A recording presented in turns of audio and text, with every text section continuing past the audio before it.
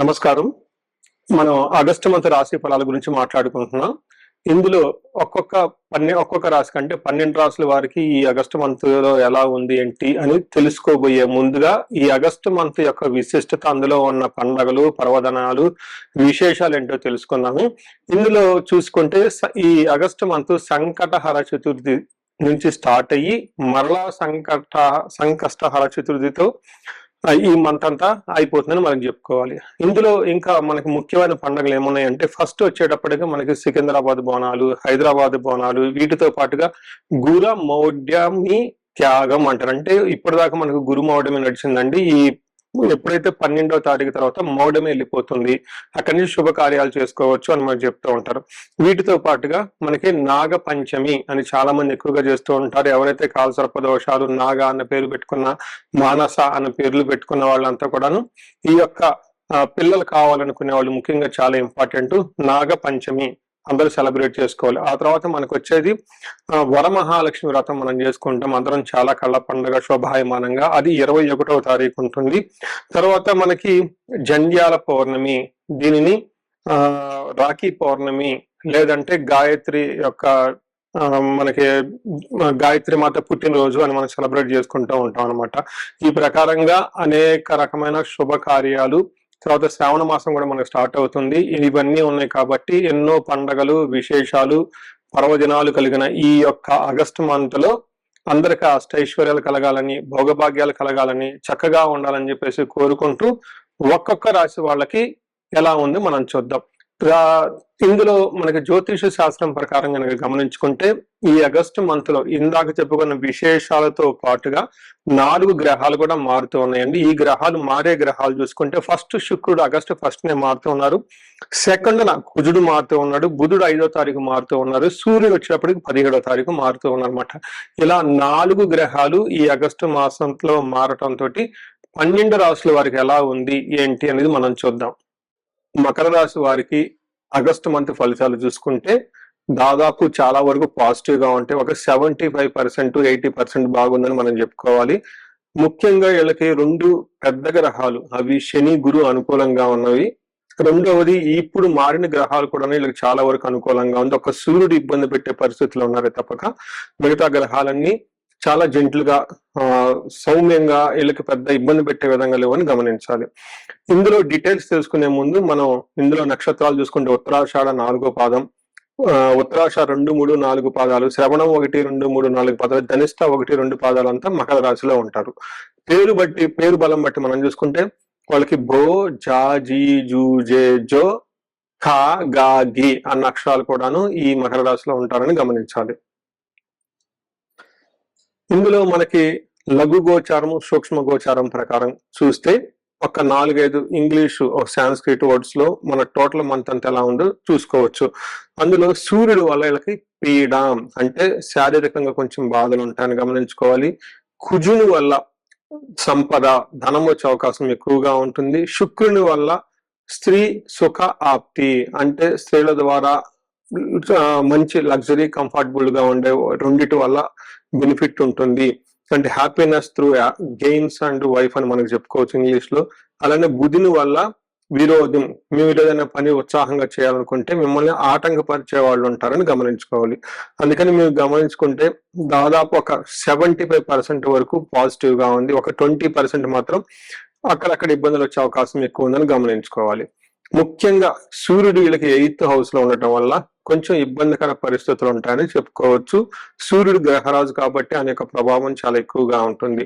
ఎప్పుడైతే సూర్యుడికి వీళ్ళకి 8th హౌస్ లో ఉన్నారో అంటే సింహరాశిలో ఉన్నారు, ఏమని చెప్తారంటే సంస్కృతంలో ఒక శ్లోకం ఉంటుంది, దుర్దోష శత్రు సంవాదో గమనాగమన వ్యధ దుఃఖ వార్తాశ్రుతం చైవ అష్టమస్తే యథా రవిహి అంటారు. అంటే దుర్దోష, ఈ రాశి వాళ్ళకి కొంచెం దురుద్దేశం ఎక్కువగా వరుగుతుంది. శత్రువులతో గొడవలు పెట్టుకునే అవకాశం ఎక్కువగా ఉంటుంది. గమనాగమన వ్యధ అంటే వచ్చేటప్పుడు ట్రావెల్స్ అటు ఇటు చేసేటప్పుడు ఆటంకాలు ఉంటాయి. దుఃఖ వార్త శృతం చేయవ, మిమ్మల్ని ఇబ్బంది కలిపే ఒక వార్త మీరు వినే అవకాశం ఎక్కువగా ఉంటుంది. ఈ టైంలో ధనం కోల్పోయే అవకాశము, అతిగా భయపడే అవకాశం కూడా ఎక్కువ ఉంటుందని గమనించుకోవాలి.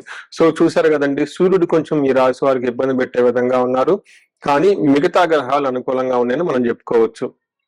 ఇందులో చూసుకుంటే డీటెయిల్స్ మంగళుడు వల్ల అంటే కుజుని వల్ల, కుజుడు 6వ స్థానంలో ఉండటం ఇది చాలా మంచిది. ఆల్మోస్ట్ వీళ్ళకి ఆగస్టు నుంచి సెప్టెంబర్ 15 ఒక 45 డేస్ వరకు కుజుడు బాగా చక్కగా యోగ్యతను ఇస్తాడని మనం చెప్పుకోవాలి. కుజుడు ఏ విధంగా వీళ్ళకి యోగ్యతను ఇస్తాడు అనేది ఒక సంస్కృతంలో ఒక శ్లోకం ఉంటుంది, దాని మీనింగ్ మనం చెప్పుకొని ముందుకెళ్దాం. వస్త్రలాభో ధాన్యలాభో ధనలాభ యశస్తద మనోల్లాస ధర్మ సిద్ధి షష్టమస్తే భవేత్ కుజ అని ఒక శ్లోకం ఉంటుంది. దీని ప్రకారం వస్త్రలాభం, షాపింగ్ చక్కగా చేస్తారు, ధాన్య లాభం, ధనం చక్కగా ఉంటుంది, ధనం బాగుంటుంది, ధాన్యం బాగుంటుంది, యశ తదహ కీర్తి ప్రతిష్టలు కూడా చక్కగా ఉంటాయి అని మనం చెప్తారు. అంతేకాకుండా మనోల్లాస, మైండ్ అనేది చాలా కాన్ఫిడెంట్ గా ఉంటారు, టెన్షన్స్ లేకుండా ఉంటారు. దీనితో పాటు ధర్మ సిద్ధి అంటే ధర్మ బుద్ధి ఉద్దేశంతో ప్యూర్ ఇంటెన్స్ తో మీరు ఏదైనా కనుక పని చేస్తే మీకు చక్కగా కలిసి వచ్చే అవకాశం ఉందని చెప్పుకోవచ్చు. వీటితో కాకుండా కొన్నిసార్లు మీకు కొంచెం అవమానాలు జరిగే అవకాశం ఎక్కువగా ఉంటుంది. ఫ్రెండ్స్ తోటి లేదంటే భార్యాభర్తల మధ్య కొంచెం అనవసరమైన మిస్అండర్స్టాండింగ్స్ వచ్చే అవకాశం కూడా ఉందని గమనించాలి.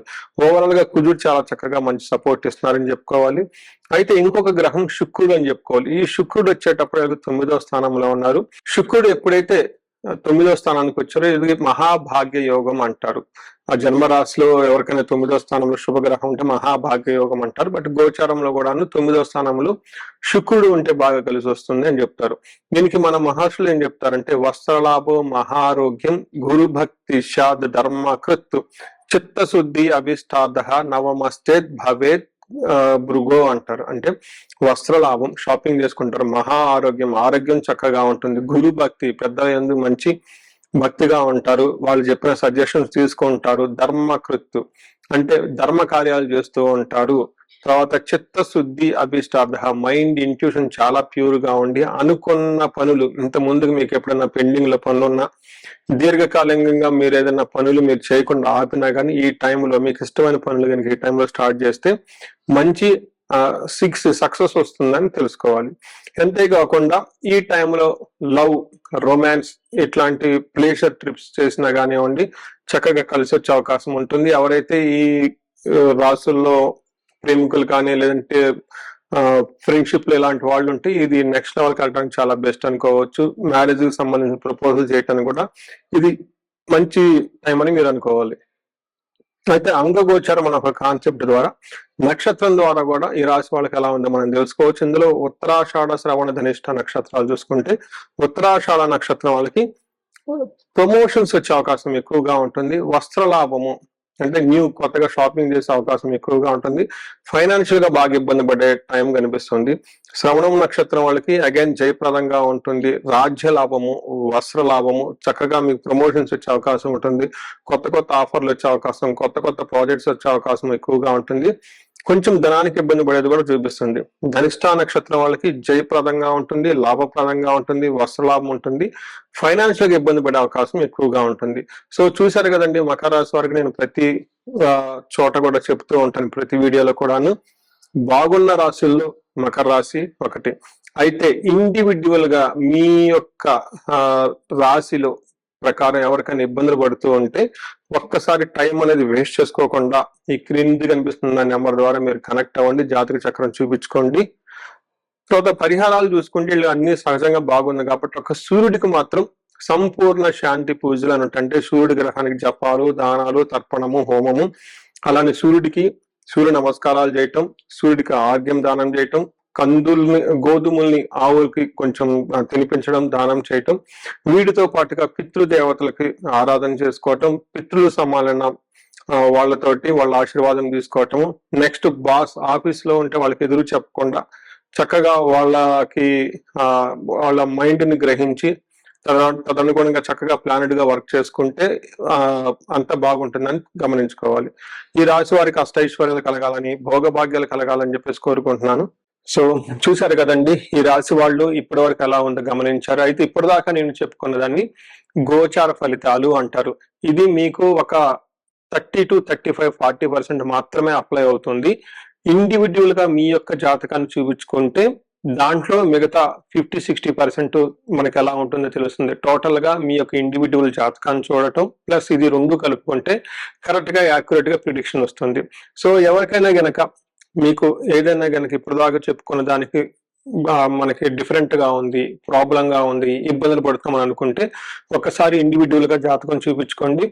ఈ జనరల్ గా నేను ఒక రీసెర్చ్ చేస్తున్నాను. 40 years +or-5 అంటే ఎవరికైనా 35 to 45 ఈ ఏజ్ బ్రాకెట్ లో ఉండి మీకు సక్సెస్ఫుల్ గా ట్రాక్ రికార్డు ఉంది లైఫ్ లో, అంటే బాగా చక్కగా చదువుకున్నారు, చక్కగా మేనేజర్ లెవెల్ ఒక పొజిషన్ లో ఉన్నారు, ఈ వయసులో అగైన్ అరౌండ్ 40, 45, 50 ఇలా ఈ ఏజ్ లో గనక ఉండి మీకు సడన్ గా లైఫ్ లో గ్యాప్ వచ్చిందంటే, అంటే ఒకవేళ జాబ్ పైన అన్ఎక్స్పెక్టెడ్ గా, లేదంటే బిజినెస్ లో విపరీతమైన లాసులు వచ్చినా, లేదంటే వేరే కారణాల వల్ల లైఫ్ లో మీరు ఆగిపోయినట్లు గనక ఫీలింగ్ వస్తే ఇండివిడ్యువల్ గా మీ జాతకం చూపించుకోవడం చాలా ఇంపార్టెంట్. ఈ వయసులో జనరల్ గా శాపాలు అని ఉంటాయి. మాతృశాపం, పితృశాపం, గురు శాపం, సర్పశాపం, ఇలా ఏమైనా శాపాలు యాక్టివేట్ అయి ఉన్నాయా అవేంటో తెలుసుకొని వాటికి సంబంధించిన పరిహారాలు చేసుకోవాలి. అంతేకాకుండా మీకు ఇండివిడ్యువల్ గా నడుస్తున్న దశాభుక్తి అని ఉంటుంది. ఈ దశాభుక్తి యొక్క గ్రహాలు, అవి గ్రహ దోషాలు ఏమైనా ఉన్నాయో తెలుసుకోవడం కూడా చాలా ఇంపార్టెంట్. సో ఈ ఏజ్ బ్రాకెట్ లో ఎవరైతే ఉన్నారో 40 +or-5 years కెరియర్ లో స్లో అనుకున్న వాళ్ళు ఇండివిడ్యువల్ జాతకం చూపించుకొని ఇలా టోటల్ హారోస్కోప్ ని స్కాన్ చేయించుకొని అందులో శాపాలు ఏమైనా ఉన్నాయా, గ్రహ దోషాలు ఏమైనా ఉన్నాయా, అవి సంబంధించిన బ్లాకేజెస్ ఉంటే అవి పరిహారాలు చేసుకోవటం వల్ల తొలగించుకుంటే లైఫ్ అనేది చాలా స్మూత్ గా వెళ్తుంది, ముందుకెళ్తుందని మీరు తెలుసుకోవాలి. సో ఇంకా కొంతమందికి ఏమైనా గనక సమస్యలు ఉంటే సమస్యకు సంబంధించి కూడా పరిష్కారాలు మనం చూసుకోవచ్చు. ఎవరికైతే ధనానికి బాగా ఇబ్బంది పడిపోతున్నారో స్వర్ణలక్ష్మి విశేష హోమం చేయించుకోవటం, కుబేర పాశుపతం చేయించుకోవటం చాలా ఇంపార్టెంట్. ఎవరికైతే భార్యాభర్తల మధ్య అన్యోన్యత తక్కువగా ఉండి ఇబ్బంది పడుతున్నారో అన్యోన్య దాంపత్య పాశుపత అభిషేకం, ఫ్యామిలీలో సరైన అట్మాస్ఫియర్ లేదు, అంతా గొడవలుగా ఉంది, శత్రు బాధలు ఉన్నారంటే చండీ హోమం, చండీ పారాయణం చేయించుకోవటం, ఎవరికైతే హెల్త్ సరిగ్గా ఉండదు అనుకున్నారో ఆయుష సూక్తం, ఆయుష హోమం, మృత్యుంజయ హోమం చేయించుకోవటం, ఇలా ఎలాంటి మీకు ఇండివిడ్యువల్ గా ఏదైనా గనక సమస్యలున్నా, రకరకాల సమస్యలు ఉంటే ఆ యొక్క సమస్య నుంచి బయటపడడానికి ఒకసారి జాతకం చక్రం చూపించుకొని దానికి కారణం ఏంటో తెలుసుకొని తగు పరిహారాలు చేసుకుంటే ఈ సమస్య నుంచి చక్కగా బయటపడే అవకాశం ఎంతో ఉంటుంది. సో ఈ రాశి వారికి అష్టైశ్వర్యాలు కలగాలని, భోగభాగ్యాలు కలగాలని, అందరూ చక్కగా ఉండాలని చెప్పేసి కోరుకుంటున్నాను. నమస్కారం.